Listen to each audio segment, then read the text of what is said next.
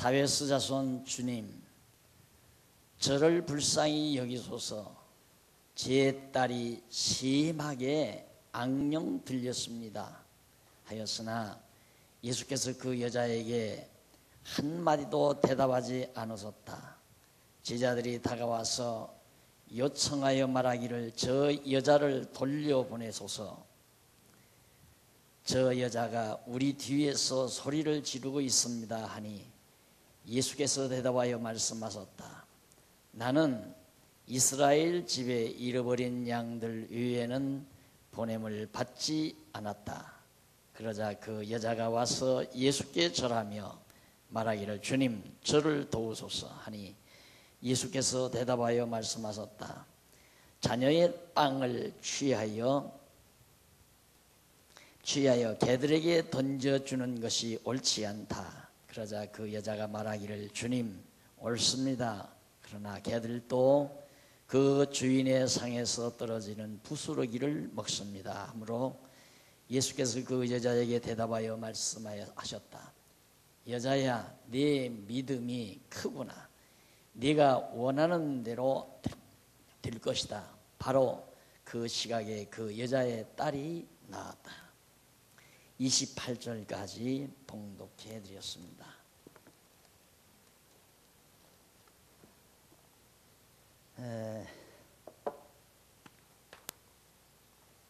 지난 주일에 말씀으로 직무를 수행하신 예수님의 사역을, 행적을 저희들이 살펴봤습니다. 오늘은 표적으로 선지자 직무를 수행하시는 대목을 15장 21절로부터 39절까지 나타난 말씀을 살펴보려고 합니다. 표적으로 직무를 수행한다. 성경을 보는 시각이 얼마나 중요한가는 강의할 때마다 제가 깊이 느끼는 바입니다만은 일반적으로 이런 본문의 내용이 나오게 되면 귀신 들린 자들은 예수께 나오면 다 고침을 받는다. 그래서 한국 교회에 크게 상처를 가져다 준 교단이 하나 있습니다. 어떤 교단이냐면 귀신을 내쫓아서 큰 무리를 이룬 그런 교단이죠. 거기는 귀신 내쫓는 것이, 그리고 감기만 들려도 그것도 귀신이 들렸다. 그래서 모든 걸, 배가 아파도 귀신이 들려서 배가 아프고, 그래서 우리 인간들은 귀신이 들려서 고생을 한다. 그래, 귀신을 내쫓는 것이 주 교리적인 내용이 되다시피, 그래서 허다한 사람들이, 안 아픈 사람들이 어디 있습니까? 요즘에는 이제 아프면 병원 간다는 것이 보편화되어 있습니다. 그만큼 사람들이 이제 인지가 발달했다는 거죠. 그러나 30-40년 전만 해도 아프면 병원 간다는 것은 돈 때문에, 돈 걱정이 앞서게 되니까 아예 병원 갈 생각을 하지 아니하고 바로 병을 고쳐준다는 교회를 찾는 경향이 일반화되어 있었습니다. 그러다 보니까 그런 현상이 외형적으로 한국 교회를 크게 부흥시키는 것처럼 그렇게 보여져 왔던 거죠. 그래서 교회가 점점 그런 방향 쪽으로, 소위 이제 신비주의라고 그러죠. 또 신의 은사, 병 고치는 은사를 행하는 교회 쪽으로 교회가 자꾸 이제 그 방향 쪽으로 흘러가게 된 겁니다. 그러다 보니까 장로교도 없고, 감리교도 없고, 성결교도 없고, 심려교도 없고, 모든 교회가 간판은 다르지만 내막에 들어가면 열심히 기도하면 병도 나고 귀신도 나가고 능력도 나타나고 하나님의 놀라운 기적이 나타나서 가난했던 사람도 하루아침에 큰 부자가 될 수가 있고, 이런 황당한 기독교의 모습으로 탈바꿈이 되어져 있다는 것은 오늘 우리가 현실에서 느끼는 바이고, 또 그런 것을 제거해 놓다가 보면 성도들로부터 열심히 다 사라져 버립니다. 기도하는 성도가 없어요. 우선 기도를 안 해요. 또 열심을 안 내요. 그리고 열심으로 교회 출석을 하지를 않아요. 왜? 아쉬운 것이 없으니까. 그러니까 아픈 사람이 와야 열심 내고, 병든 사람이 와야 열심 내고, 가난한 사람이 와야 열심을 내고, 교회가 그런 모습이 돼버렸다고 말이에요. 그러다가 이제 환경이 패고 건강하고 또 부유해지게 되면 점점 교회를 멀리 해가는 경향이 보편적으로 많았던 것을 우리가 알 수 있습니다. 오늘 여기 봉독해 드린 이 본문에도 귀신 들린 가나안 여자의 딸을 예수님이 고치는 내용이 21절로 28절까지 제가 봉독해 드린 말씀까지 거기 소개되고 있습니다. 딸이 귀신이 들렸는데 이 귀신 들린 딸을 예수님이 고쳐주셨다. 근데 고쳐주시는 장면이 참 재미가 있어요. 그 장면이 어떤 장면이냐면, 가나안 여자면 이방 여자입니다. 가나안 땅 여자니까. 그러니까 유대인이 아니죠. 이 가나안 여자가 예수님이 이제 떠나서 두로와 시돈 지방으로 가셨거든요. 두로와 시돈은 바로 지중해 동쪽 연안이죠. 지중해 동쪽 연안에 두로와 시돈 항구 도시인데, 항구 성읍인데 그 지역으로 예수님께서 이제 전도를 하러 가신 거죠. 근데 마침 그 지역에 살고 있는 한 가나안 여자가, 두로와 시돈 땅에 가나안 여자가 살고 있었습니다. 이 가나안 여자는 노아의 아들 중에 하나가 가나안이라는 아들이 있었습니다.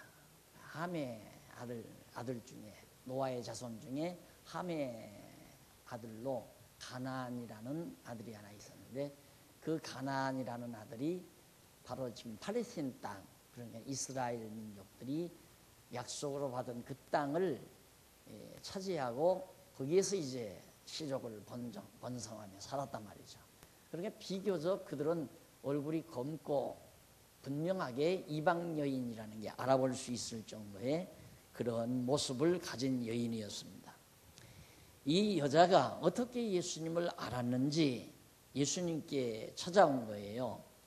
와가지고 말하기를, 다윗의 자손이여, 다윗의 자손 주님, 다윗의 자손 주님, 저를 불쌍히 여기소서, 이렇게 말합니다. 이 호칭이 참 재미난 호칭이죠. 다윗의 자손, 이 말은 바로 이스라엘의 왕통을 지닌 자라는 뜻입니다. 따라서 이스라엘의 왕통을 지녔다면 구약의 선지자들이 언약한 메시아라는 의미를 담고 있는 겁니다.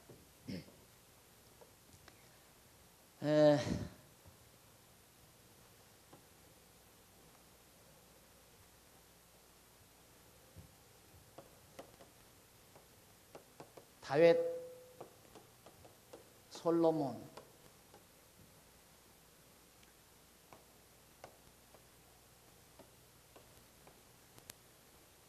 북이스라엘, 남쪽 유다. 그런데 하나님께서 일찍이 여러분들이 다 아시는 것처럼 모세를 통해서, 특히 신명기에 장차 왕국, 다윗 왕국, 이스라엘 왕국을 세워준 다음 그 뒤에 이방 민족에게 사로잡혀 간다, 망한다, 다. 그랬다가 내가 다시 회복해 주마. 이건 회복이에요. 이건 멸망이고. 다윗 왕국을 세워서 그 왕조가 지속되다가 이방 민족에게 멸망을 당하고, 멸망당한 이후에 다시 회복해 주마 약속을 했어요.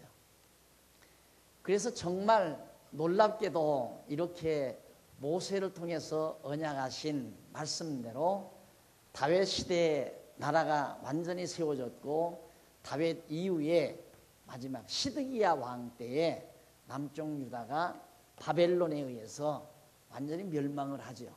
그래서 바벨론에 의해서 70년 동안 포로 생활하다가 하나님의 약속대로, 선지자의 약속대로 다시 돌아오잖아요. 회복을 했어요. 이때가 회복된 때가 약 한 400여 년간, 400여 년, 한 500여 년.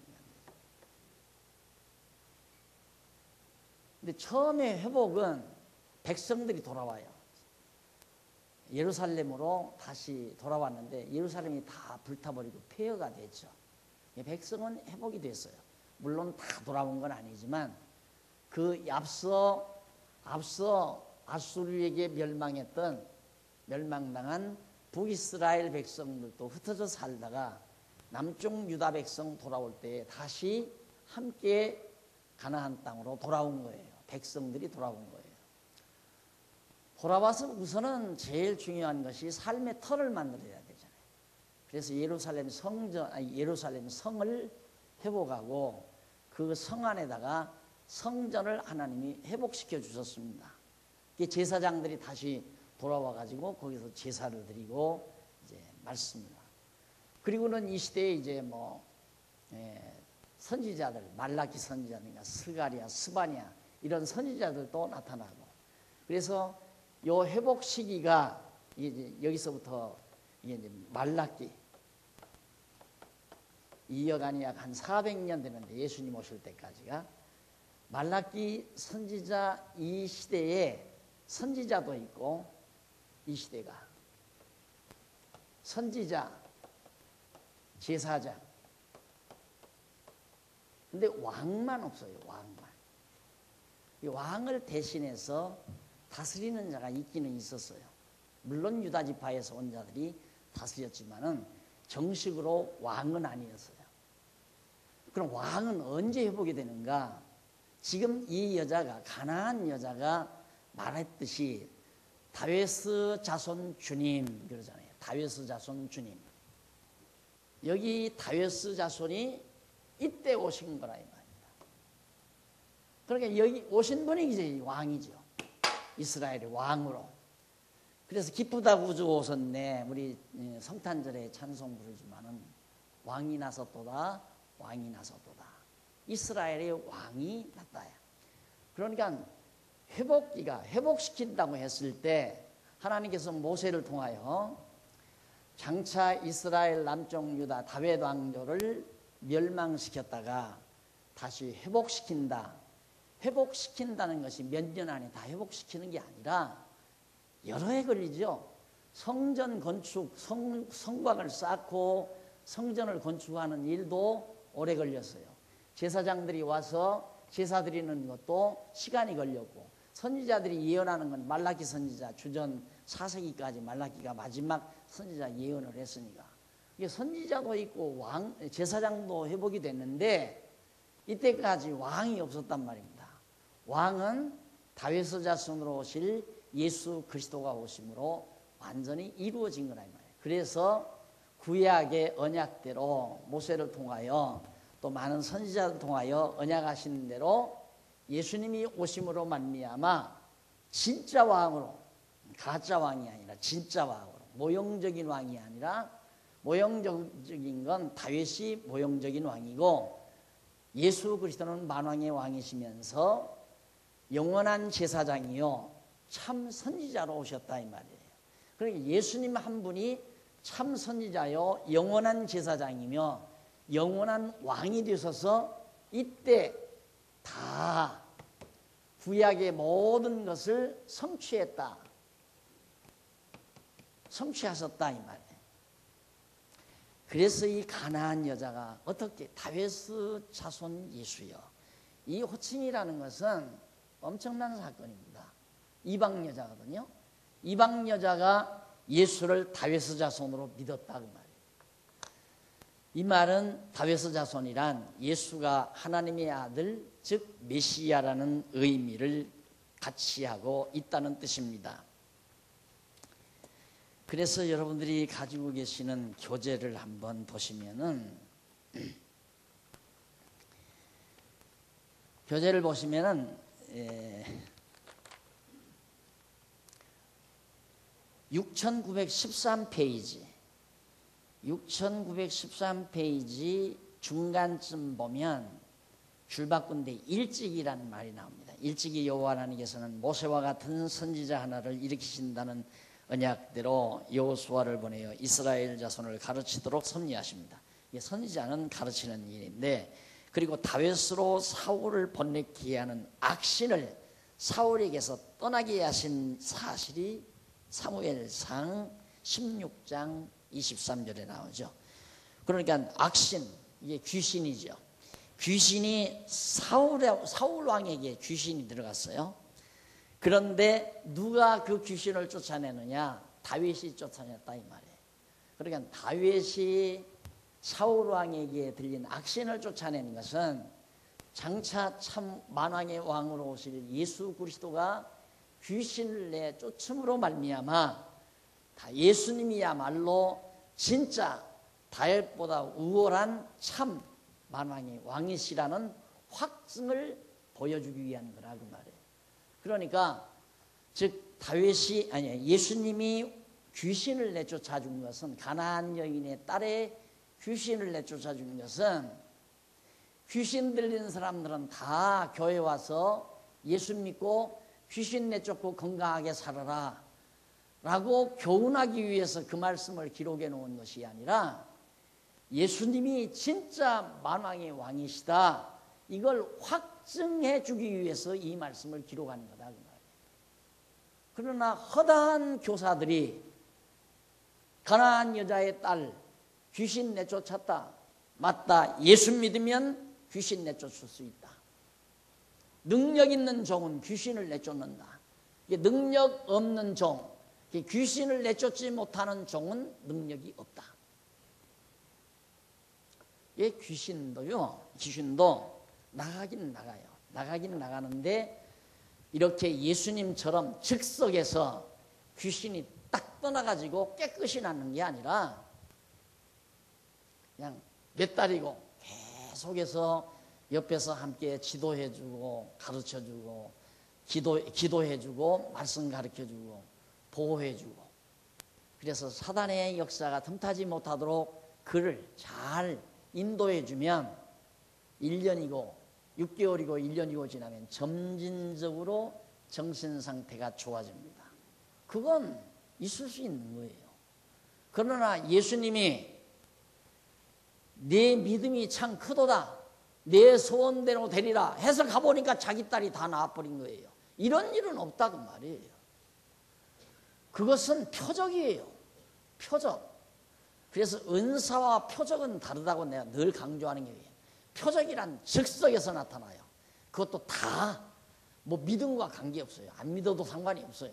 그 귀신 들린 사람이 믿었어요? 그 귀신 들린 사람은 귀신이 들려서 믿지도 않았어요. 믿을 수도 없고. 다만 그 어머니가, 가나안 여인이, 저분은 정말 유대인들이 기다리고 있는 다윗의 아들이다, 이게 메시아다 그 말이에요. 이 메시아는 틀림없이 귀신을 내쫓을 수 있다는 걸 믿었다 이 말입니다. 어머니가, 그 어머니의 믿음으로 딸이 나왔다는 얘기거든요. 그렇게 되면. 근데 보통 그렇게 얘기합니다. 환자가 믿어야 병이 낫는다. 환자가 믿어야 병이 낫는다. 환자가 믿어야 병이 낫는 건 은사예요. 그런데 표적은 믿음과 관계없어요. 우리가 앞에서 배웠지만 문둥 환자가 10명이었는데 10명이 다 나와버리잖아요. 즉석에서 깨끗하게. 이게 표적이라, 그런 일이 세상에 어디 있어요? 이 지상에 그런 일은 없어요. 만약에 그런 일이 있다면 그 사람은 누구냐면 메시아예요. 다윗의 자손이라 이 말입니다. 그러니까 적그리스도는 그 일을 행한다고 그래요. 죽은 자도 적그리스도는 살려낸다고 그랬어요.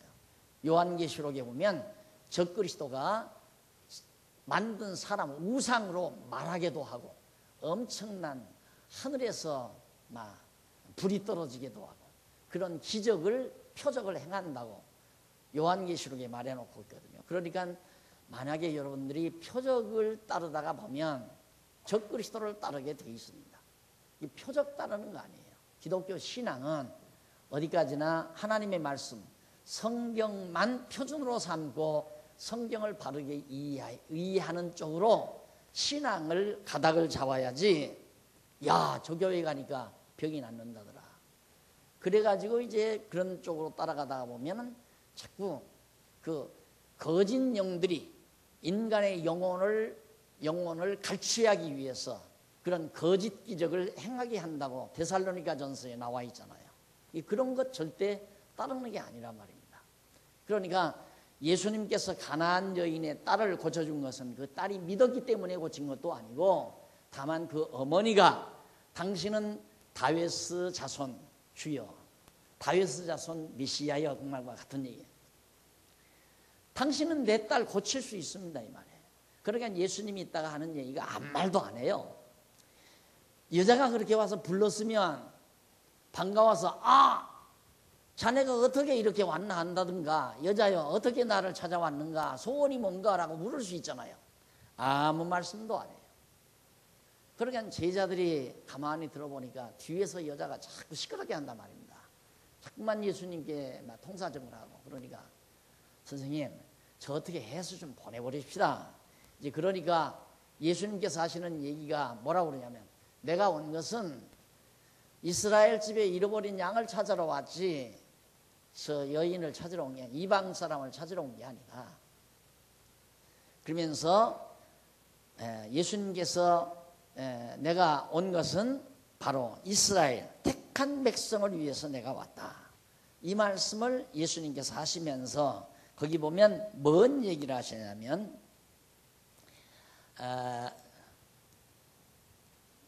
여자에게 24절 한번 보십시다.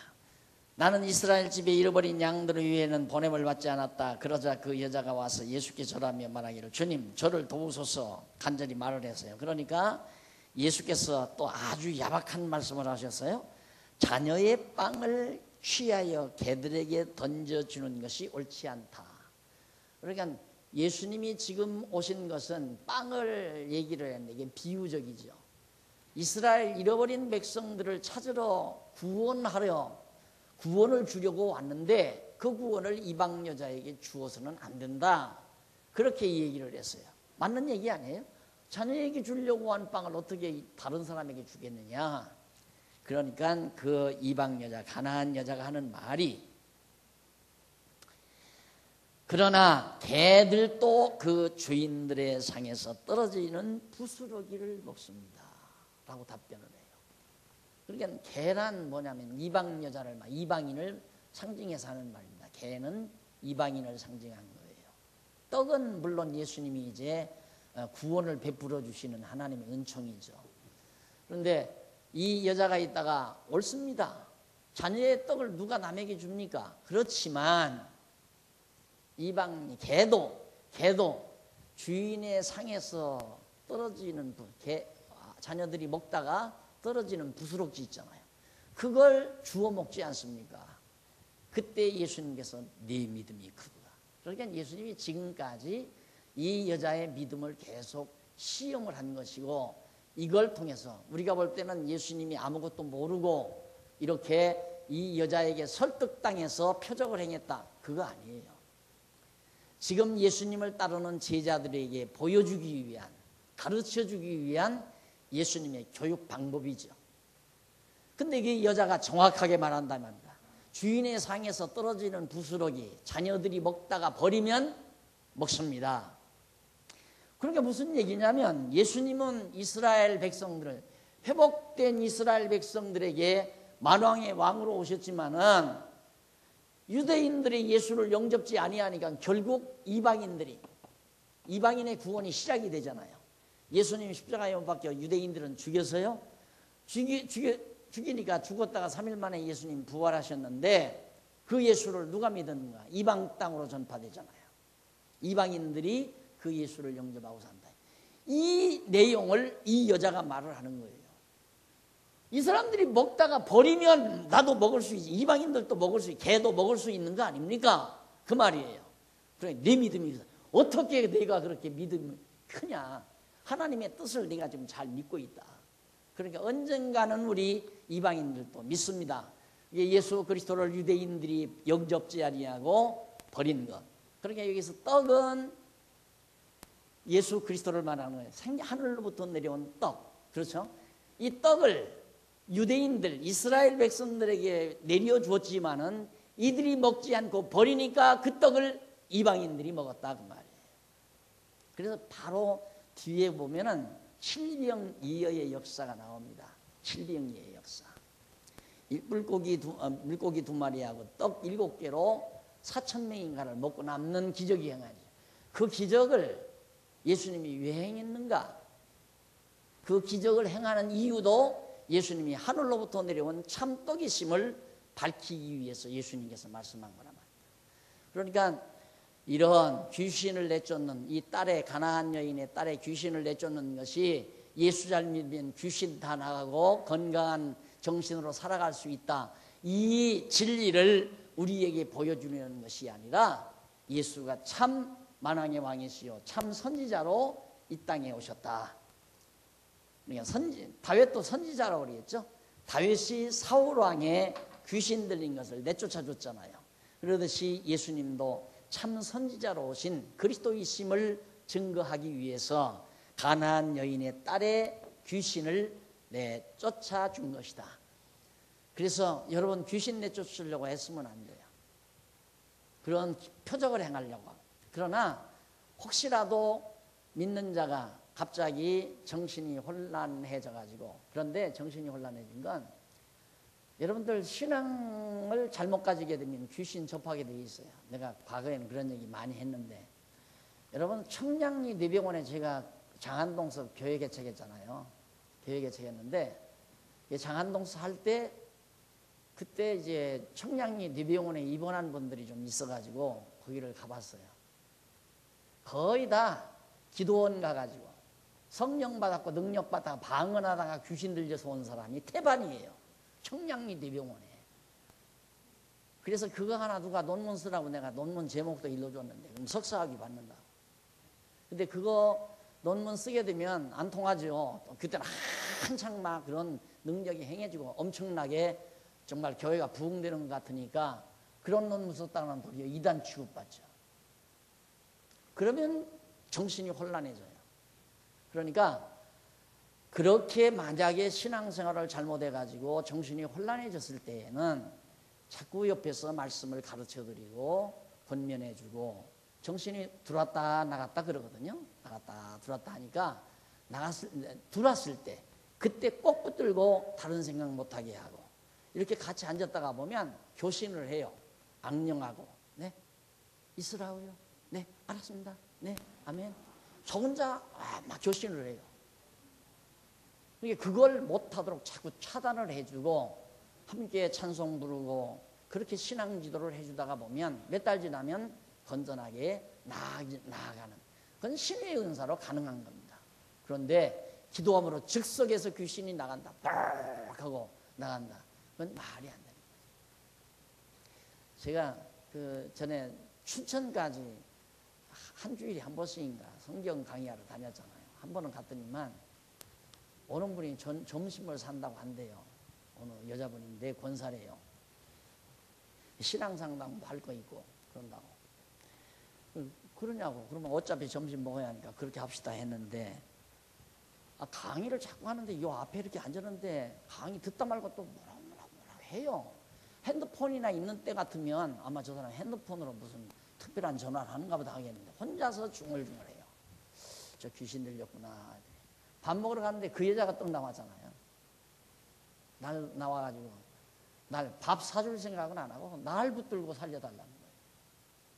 나 좀 살려달라고. 왜 그러냐니까 어느 방언 잘하는 기도원에 갔었대요. 그래서 거기서 방언을 받고 기도를 했는데 얼마나 내가 충만했는지 모릅니다. 굉장히. 그렇죠. 처음에 방언 받으면 충만한 것 같아요. 이 방언 받는 순서가 있어요. 멀쩡하게 여러분에게 밥 잘 먹다 가서는 방언 못 받습니다. 방언 받으려면 우선은 금식부터 출발을 해야 돼요. 그래서 금식 기도원이 생긴 겁니다. 사람의 맥을 다 빼버려야 되잖아요. 맥이 풀리게 만들어버려야 돼요. 그래서 금식을 시켜놓으면 헛소리가 나와요. 헛것이 보이고. 그리고 자기의 어떤 그 정력이 없어져 버리죠. 힘이. 그러니까 헛것이 보이고 헛소리가 나오기 시작하는 데다가 확 몰아붙이게 되면 그냥 방언이 확 터져버려요. 그런데 이제 금식령도 이제 계속해서 방언이 터져서 방언을 이틀이고 사흘이고 하다가 보면 사람이 말을 많이 하면 밥맛이 없어집니다. 이 금식령이 하나님이 밥 먹지 말라는 명령이 내렸다는 얘기죠. 이런 얘기면 한두 끝도 없는데 지 전문가예요 그거. 제가 다 그거 아야 본산에 가서 깊이 연구 다 한 사람입니다. 알지도 못하고 성령 부인하기 위해서 하는 얘기 아니에요. 한국 교회가 그것 때문에 다 망쳐진 거예요. 진리에서는 멀어졌고 엉뚱한 인간의 열심만 강조하고 허탄한 그런 장난에 다 성도들의 영혼을 매몰시켜버리고 수만 명 수천 명 모여들으니까 그렇게 해야. 안 그러면 우리처럼 해가지고는 교회는 안 모여요. 공부하는 거 학교 다닐 때도 귀찮았는데 만날 여기서까지 무슨 내 공부냐. 적당히 오면 그냥 목사님이 좀 안수기도도 해주고 축복기도도 그냥 눌러서 꾹꾹 눌러서 그냥 흔들어서 해주고 그렇게 해서 듣기 좋은 소리 좀 몇 마디씩 해주고 그러면 위로받고 갈 텐데 그런 식으로 예수 믿는 게 아니라는 건 내가 그러잖아요.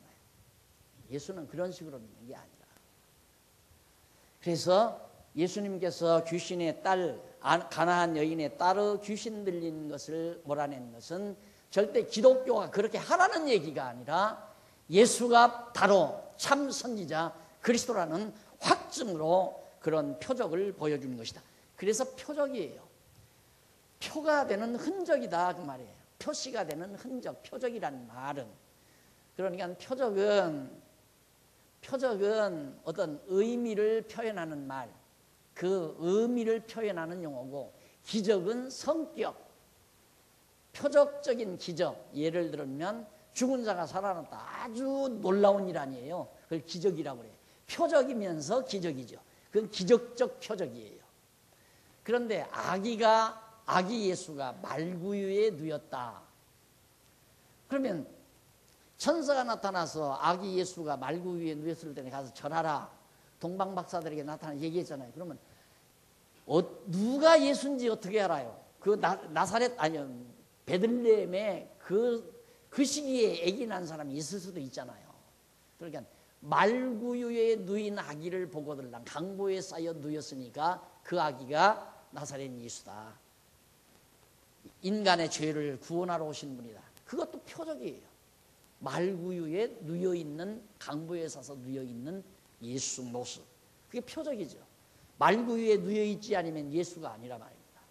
그러니까 표적이라는 말은 표시가 되는 흔적이라는 말이고, 기적은 성격을 말하는, 나타난 사건의 성격을 말하는 거고, 이적은 다르리자거든요. 다르리자. 다 같은 것이, 같은 사건을, 그러니까 예수님이 귀신을 내쫓은 사건을 이적이라고 할 수도 있고, 기적이라고 할 수도 있고, 또 표적이라고 할 수도 있고, 우리처럼 의미 분석을, 의미를 중요시하는 우리들로는 항상 표적으로 그걸 설명하죠. 표적이다. 그러나 사람들을 놀래키는 거, 사람들이 왜 막 구름대처럼 보내 놀라가지고 야 이런 일이 다 있는가, 그런 사람들은 이제 기적이라고 그래요. 기적. 기적이 나타났다. 기적이 나타났다. 놀라운 일이 나타났다 이거예요. 이 이적은 보편적인 일보다는 다르다. 보편적으로는 귀신이 나갈 수가 없잖아요. 그래서 그걸 이채롭다고 해서 이적이라고 그렇게 말하는 거예요. 이적, 기적, 표적 다 같은 사건을 놓고 표현하는데, 예수님이 행하시는 것은 다 표적으로 여러분들이 정리를 하셔야 돼요. 이적적, 기적적 표적이다. 이적적이며 기적적인 표적이다. 이렇게 이해를 하시면 틀림이 없습니다. 사람은 그렇게 할 수가 없어요. 그러니까 다 거짓말로 자기가 한다고 자꾸 생각하는 거예요. 그 사람도 심리치료라는 게 있잖아요. 심리치료.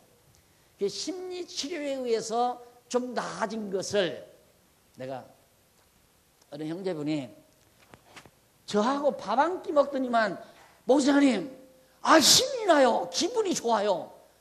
그러면 내가 얘기하면 이제 그 기적, 내가 이제 기적 나타낸 거예요. 이게 그런 식으로 해서 자꾸 오도를 시켜가지고 마치 자기가 대단한 능력이라 있는 것처럼 그렇게 과시를 해서 과거에 우리 한국교회가 많이 농락을 당하는 그런 슬픔을 겪게 됐다 이 말이에요. 그래서 오늘 이 귀신 나간 사건이 바로 그리스도를 증거한 것이다. 그 다음에 이제 15장 29절로 31절에 보면 마침 그 지역에 사는 29절부터죠. 예수께서 그곳에서 떠나 갈릴리 바닷가를 따라 가시다가 산에 올라가 거기에 앉으시니 큰 무리들이 안전뱅이, 맹인, 다리 저는 자, 벙어리 그리고 다른 많은 자들을 데리고 와서 그분의 발 앞에 내려놓으니 예수께서 그들을 고쳐주셨다. 이때는 모른 척도 안 해요. 뭐 온갖 각종 병자들을 다 데리고 왔는데 그들을 다 고쳐준 거예요. 예수께서 그들을 고쳐주셨다. 전부 다. 이게 이제 표적이라 말입니다. 그러니까 예수님이 행하시는 이 표적은 예수님 당신 자신을 증거하려는 것이기 때문에 만약에 내가 어떤 병을 표적을 행해서 고쳤다. 예를 들어 예수님이 고치듯이 당신 딸 낳았어 가보시오 해보니까 나았다 이거예요. 그러면 내가 그리스도이든가 안 그러면 적그리스도이든가 둘 중에 하나예요. 내가 정말 하나님의 아들 그리스도이든가 안 그러면 적그리스도이든가 둘 중에 하나라 이 말이에요. 무서운 일 아니에요? 그러니까 이걸 알고는 내가 표적 행한다는 말 할 수가 없는 거예요. 하려고 하지도 않고 내가 적그리스도를 하려고 하겠어요? 내가 또 그리스도가 아닌데 그리스도처럼 여러분들에게 과시하려고 하겠느냐 이 말이죠. 절대 그리스도 아니고는 이런 표적을 행할 수가 없고 마지막 때 우리 인간의 영혼을 사냥하기 위해서 그리스도가 나타나가지고 이런 표적들을 행할 것을 성경은 말해주고 있는 겁니다. 그 다음에 이제 넘어가 보면 마지막 아까 말씀드린 대로 우리가 배불리 먹고 남는 칠병이어의 표적으로 가르쳐주는 내용이 거기 나옵니다. 한번 읽어보십시다. 32절 예수께서 자신의 제자들을 불러놓고 말씀하시기를 내가 저 무리를 불쌍히 여긴다. 병 막 오는 대로 병 고쳐주니까 얼마나 많은 무리가 왔겠습니까?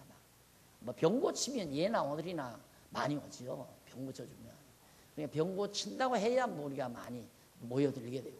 그러니까 자기의 유익함이 있어야 돼요. 그러니까 교회 부흥을 시키려면 성도의 육신 생활에 어떤 유익이 있도록 조건을 만들어줘야 돼요. 그러니까 이렇게 하면 부자가 된다거나 이렇게 하면 병이 낫는다거나 이렇게 하면 축복받아서 좋은 직장에 간다거나 이런 좋은 조건을 교회가 제시를 해야 한다 이 말입니다. 그래야 사람들이 모일 거 아니에요.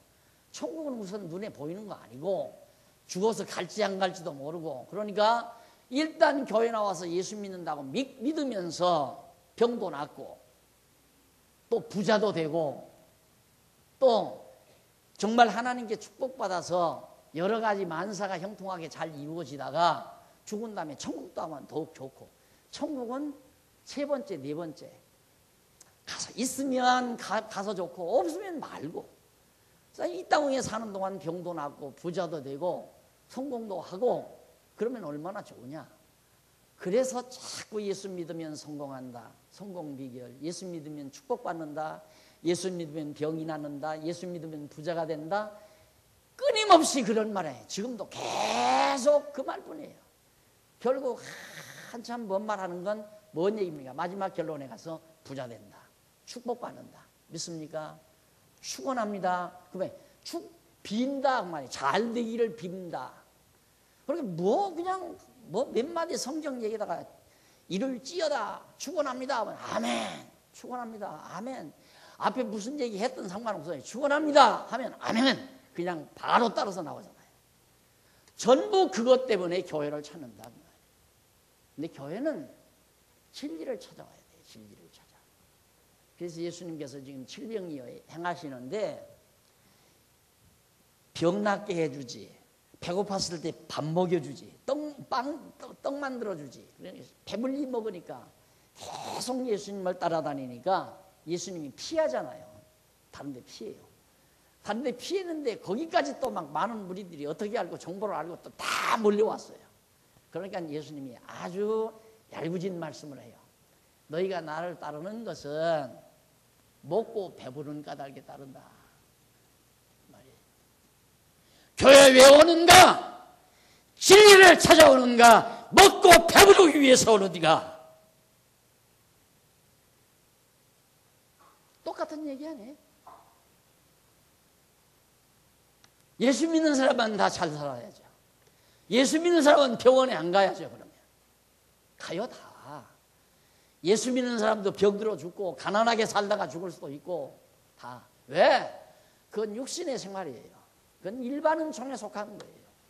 안 믿어도 건강하게 잘 살 수 있고 안 믿어도 부하게 만사 형통 다 누리면서 다 잘 먹고 잘 살 수 있고 안 믿어도. 예수 믿는 것과 전혀 관계없어요. 그건. 교회는 오직 진리를 찾았어요. 나는 길이요 진리요 생명이다.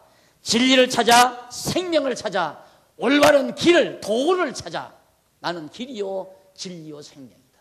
이걸 찾아오는 거죠. 그러니까 내가 여러분에게 좀 복 안 빌어주잖아요. 제일로 뭐 개업하면서 절 예배드리러 오라면 참 입장 따분해요. 참 따분해요.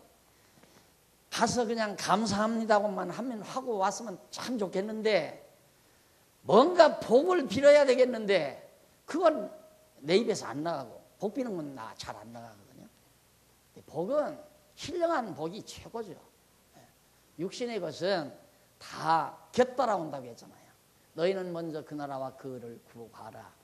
그리하면 이 모든 것이 더하리라. 이 모든 것을 더하리라. 그 말이 아니라 그랬죠. 이 모든 것들을 더할 것이므로 그 나라와 그 의를 구하라.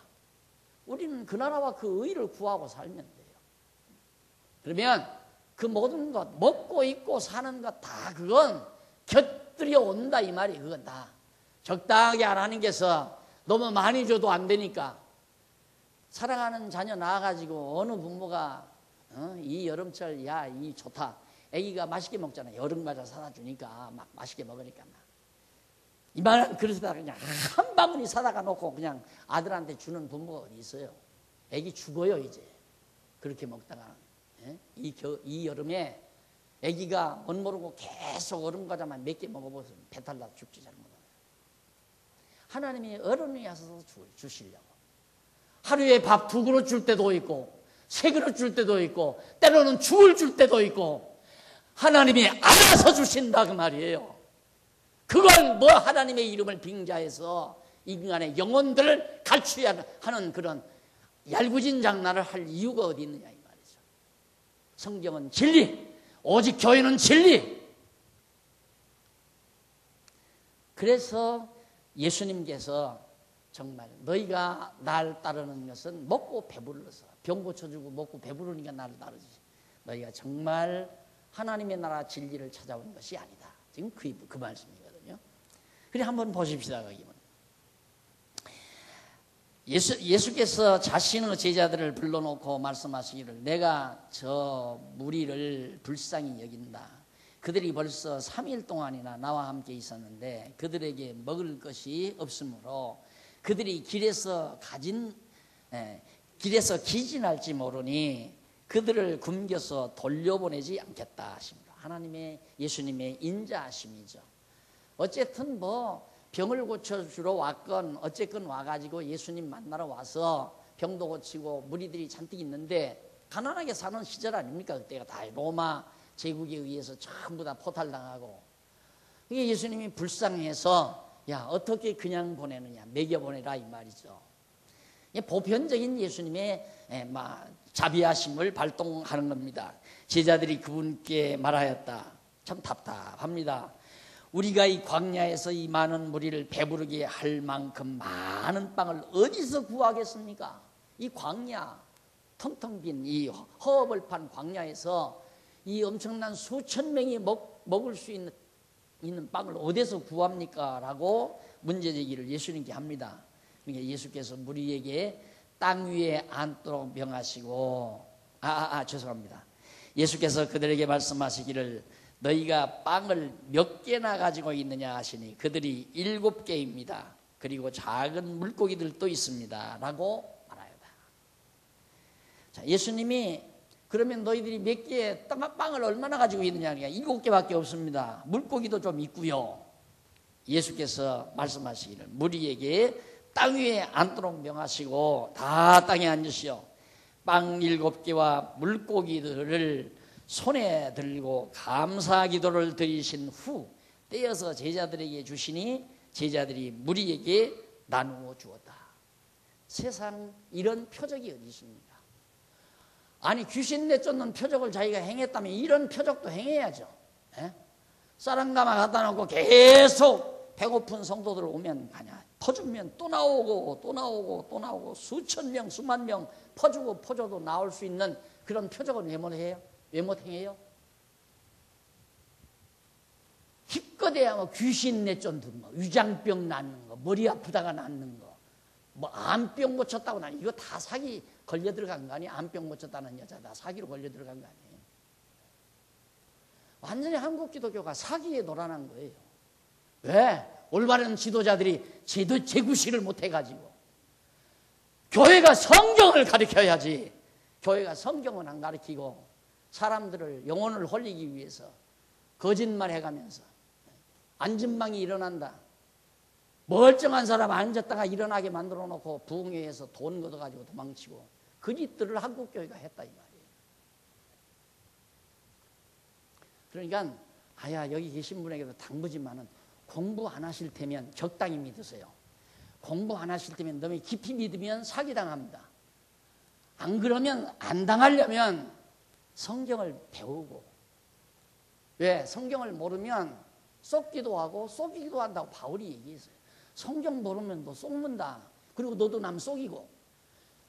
그렇게 사기친 양반들이 성경 알면 사기 쳤겠어요? 성경 모르니까 그렇게 사기를 쳤고 성도들도 모르니까 사기 당하고. 그래서 바울이 유언이에요. 유언. 성경 배우고 확실한 일에 그거라. 성경 모르면 남 속이기도 하고 속기도 한다. 성경 공부하는데 그게 목사가 그 말밖에 할 일이 뭐 있어요? 성경 공부하라는 말밖에 할 얘기가 목사가 뭐 있냐 말입니다. 장안도서 처음에 뭐 사경이라고 하자고 해서 사경이 하는데 그때 그거죠. 사경 잊어버리지도 않아. 첫째도 말씀, 둘째도 말씀, 셋째도 말씀. 말씀이야. 오직 성경 말씀. 성경을 알면 간단하죠. 아주 쉽잖아요. 내가 성경을 깨닫고 나면 성경에 의한 인격으로 갖추어지잖아요. 그러면 성경 말씀에 의한 생각도 가지게 되고 사상도 나오게 되고 가치관도 나오게 되고 그러면 그것대로 자기가 사라지는 거예요. 내가 어느 성도에게도 새로운 성도에게도 그런 얘기지만 사람이란 그렇습니다. 생각이 없는 사람은 그냥 사는 대로 생각을 해요. 행동하는 대로 생각을 한단 말입니다. 생각이 뒤따라가요. 그러나 지성인이란 뭐냐? 생각대로 살아간다 이 말. 생각대로. 생각하면 생각대로 사라지는 것. 행동이 뒤따라온다 이 말입니다. 이게 생각이 있는 사람, 뜻이 있는 사람이죠. 생각이 있어야 뜻이 있죠. 뜻 없는 사람은 생각도 없어요. 그냥 사는 대로 생각하는 거지. 내가 이 일을 왜 하는지도 몰라. 왜 이 일을 하는지도 모르고 하다 보니까 그 일에 빠져서 그냥 하는 거예요. 그게 행하는 대로 생각하는 거예요. 그러나 생각하는 대로 행하는 것은 의미를 부여하고 살죠. 여러분들이 하나님의 말씀을 모르면 그게 불가능하잖아요. 누가 하라고 해서 하고 목사가 하라면 하고 장로님이 하라면 하고 누구 종로로시나 하고 남에게 자꾸만 피해나 주고 그러고 살죠. 자기 인격 가지고 자기 살라 이거예요. 우리 교회는 바로 그것이 표준입니다. 그래서 오시는 분에게 바로 내가 늘 다 처음 오신 분들 다 들었을 거예요. 먼저 하려고 하지 말고 배우면, 하나님의 말씀을 듣고 깨달으면, 깨닫고 느낀 다음 결단해서 행동해라. 그게 생각해서 행동하는 사람이에요. 깨닫고 그 다음 느낌이 와요. 좋다. 아, 맞구나. 느낌이 오죠? 그 느낀 대로 그 다음 결단해서 아, 나도 해야 되겠구나. 그래서 하시라 이 말이에요. 남이 하니까 덩달라 하고 남이 하니까 나도 덩달라 따라간다 이 말이에요. 그거 완전히 종이지. 강아지나 똑같고 주인이 가면 쫄랑쫄랑쫄랑 주인이 뭐하러 가는지도 모르고 꼬리치며 쫄랑쫄랑 따라가. 목사가 가니까 쫄랑쫄랑 그냥 따라가. 그게 무슨 교인이야. 목사 강아지지. 안 그래요? 목사야 가든 말든 장로님이야 가든 말든 내 생각 없이는 가지 말아야죠. 내 생각 가지고 가야죠. 이것이 살아있는 교회예요. 오늘 오후에 우리 목사님, 인도 목사님 오시는데 제목이 미리 왔어요. 오늘 아침 주부해 보니까 어제는 나한테 좋은 교회, 좋은 교인, 좋은 교인, 좋은 교회라고 제목을 붙였대요. 그냥 하시라고 하라고 그랬더니 아침에 와보니까 좋은 목사, 좋은 교인, 좋은 교회, 좋은 목사가 붙었더라니까. 내가 어제 알았으면 그거 빼라고 할 건데 나는 별로 좋은 목사는 아니거든요. 여러분이 볼 때 별로 좋은 목사가 아니잖아요. 일반적으로. 그러나 나는 여러분들에게 약속한 거 하나만은 확실하게 오직 내 생각은 일념 하나의 생각밖에 없다. 오직 성경만 그냥 바르게 가르치겠다. 아무것도 나에게 섭섭하게 생각하지 말아라. 어떠한 일도 나한테 섭섭하게 생각하지 말아라. 오직 하나만 기대해다오. 그거 기대하면 됐어요. 그거에는 아직도 변함이 없습니다. 오직 일념. 왜? 내가 받은 은사가 그거니까 받은 은사나 행하고 살아야지. 안 그러면 내가 욕심부리면 체제개혁 안 하죠. 내가 왜 합니까? 체제개혁을. 바보예요? 멍충이에요? 천만에 안 하지요. 내가 다 자꾸 뒤흔들고 흔들어버리지. 오직 내 중심에는 그거 하나밖에 없는데 일반적인 목회로 볼 때는 좋은 목사 아닙니다. 교인들이 입원했다 해도 와보기를 하나 신방을 하기를 하나 아야 각오를 했잖아요. 안 하려고. 요즘 여기 앞 입구에서 인사하는 것도 안 하려고 그러잖아요. 왜? 장로님들하고도 좀 이렇게 장로님들 사랑도 좀 받고 장로님들이 좀 성도들 사랑하고 내가 다 해버리니까 안 한단 말입니다. 내가 빠져버려야지. 그래서 여러분들 지도하는 장로님들 존경하고 장로님들 그냥 붙도다 드리면서 같이 그래야 교회가 우리 교회가 되는 거예요. 목사 혼사가 전부 다 교인들 털어 잡아버리면 목사 교회지 무슨 목사 하는 대로 목사 다 따라가고 전부 다 목사 나가면 목사 따라가 버리고 패거리가 돼버리고 목사 패가 생기고 장로 패가 생기고 그걸 빨리 지금 불식시키려고 그러는 거니까 여러분 진짜 좋은 교회 만들려고 합니다. 우리는 오직 진리만을 추구하는 좋은 교회 그 하나 욕심 가지고 살아간다는 거 명심하시면서 오늘 우리는 떡을 구하는 것도 아니고 명예를 구하는 것도 아니고 출세를 하려는 것도 아니고 너희가 진리를 찾아서 온 것이 아니라 먹고 배부른 까닭에 나를 이렇게 따라왔다라고 하는 예수님의 말씀에 오늘 우리들이 모두가 함께 자극을 받는 계기가 됐으면 하는 바람입니다. 그래서 땅 위에 전부 앉도록 명령하시고 빵 7개와 물고기들을 손에 들고 감사하여 제자들에게 무리에게 나눠줬어요. 그들이 모두 배불리 먹고 남은 조각들을 7광주리에 가득 놓았다. 먹은 자들이 여자들과 어린아이들을 제외하고 남자들만 4,000명이었다. 예수께서 무리들을 돌려보내신 후에 배를 타고 마가단 지역으로 가셨다. 자, 우리가 여기서 이렇게 보면 얼른 예수님께서 그냥 배고프니까 때가 됐으니까 아마 자비를 베풀어서 배고픈 사람들 표적행해가지고 빵 한 조각씩 이렇게 먹여서 보내셨다. 이게 간단하게 생각할 수도 있죠. 그러나 예수님이 그런 표적을 행하실 때에는 예수님의 이면에 큰 뜻이 계세요. 단순하게 그렇게 불쌍해서 빵 한 조각 배불리 먹여주려는 의도에서 그치는 게 아니란 말입니다. 앞에서 예수님께서 그랬죠. 아들에게 줄 빵을 개들에게 주는 법이 없다. 빵 얘기 계속 하셨어요. 그러더니만 빵 가지고 표적을 행한 표적을 여기다 기록한 거라. 여러분 이제 이해가 가시죠? 하하. 먹고 남는 부스러기. 아까 가나안 여자가 그랬죠? 먹고 남는 부스러기를 개들도 먹습니다. 그러니까 예수님이 하늘에 떡으로 오셔서 충분히 먹을 자들에게 충분히 먹고 남는 양식으로 하늘의 양식으로 예수님이 오셨다. 그래서 먹고 남는 양식은 분명히 아까 말씀드린 이방인들에게 먹고 남을 수 있는 앞에서는 오병이어서 12광줄이 남았다. 12광줄이. 빵 5개와 물고기 2마리가 한 바구니도 안 되는데 부스러기가 12바구니가 됐단 말이에요. 엄청난 분량이 남은 거죠. 그러니까 예수님의 하늘에 신령한 양식이 모자라지는 않습니다. 풍성합니다. 그래서 이거 역시도 예수님이 하늘에 참 양식으로 오신 신령한 양식으로 오신 그리스도이심을 우리에게 증거해 주기 위해서 예수님이 그렇게 행하신 거지. 너희에게 몇 개나 있느냐. 부흥사 반드시 이제 돈 걷는 날이 한 이틀 사흘째부터 돈 걷잖아요. 그날 제목은 오병이어나 칠병이어 요 대목을 읽습니다. 몇 개나 있느냐. 7개니이다. 가져오너라.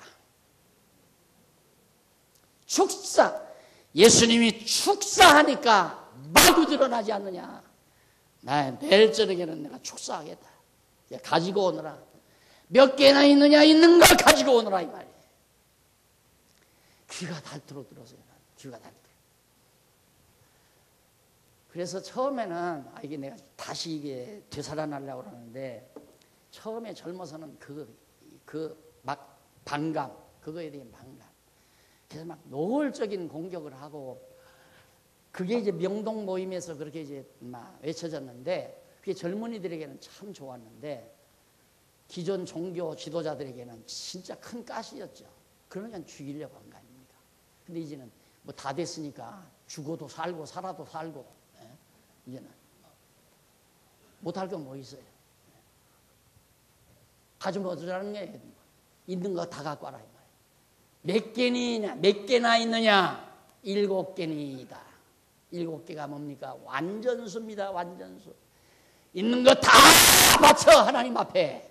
그럼 하나님이 막 부어줘. 그 말에 어떻게 사람들이 다 근데 허황되니까 그래요. 사람들이. 이 다 마음이 허황되니까 그 말에 다 빠져든다 이 말입니다.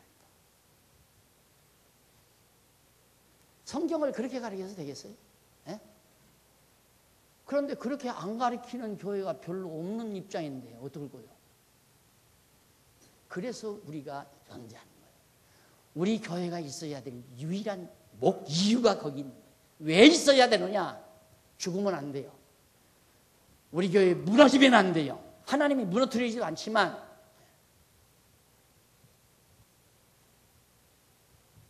오늘 이 일을 위해서 여러분과 내가 존재하는 것, 이 진리를 위해서 마지막 우리의 삶을 불태우는 아름다운 역사가 있기를 기대하면서 오늘 말씀 드립니다. 기도하십시다. 살아계신 하나님 아버지, 은혜를 감사합니다. 진리가 메말라 많은 영혼들이 지금 방황하고 있습니다. 오늘 우리에게 이렇게 풍성한 양식을 주셨습니다. 먹어도 끝이 없는 풍성한 신령한 양식을 주셨습니다. 먹고 남는 양식을 주셨습니다. 우리 불쌍한 영혼들에게 나누어 줄 줄 아는 슬기와 지혜를 허락해 주시고 우리 장안중앙교회를 통해서 이루가시고자 하시는 이때의 아름다운 선한 일들을 차근차근 이루어가 주시옵시기를 비오며 죄인 공로옵사오나 예수님 이름으로 기도드립니다. 아멘.